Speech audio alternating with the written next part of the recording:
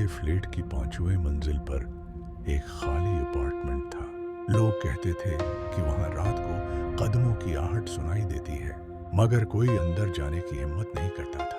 एक दिन 3 दोस्त और हम, मरियम और यासर, छत पर खेलते खेलते उस खाली अपार्टमेंट के दरवाजे तक पहुंच गए। हैरानी की बात यह थी कि दरवाजा खुद ब खुद खुल गया। अंदर अंधेरा था और फर्श पर पुराने गुलाब। अचानक एक गेंद लड़कती हुई मरियम के कदमों तक आकर रुक गई। गेंद पर हल्की सी आवाज लिखी हुई थी, मुझे वापस करो।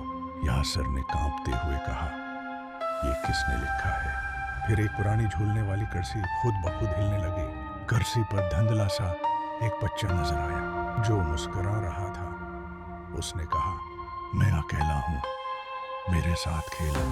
बच्चे डर कर भाग निकले। अगले दिन जब वो दोबारा वहां गए तो कमरा बिल्कुल खाली था।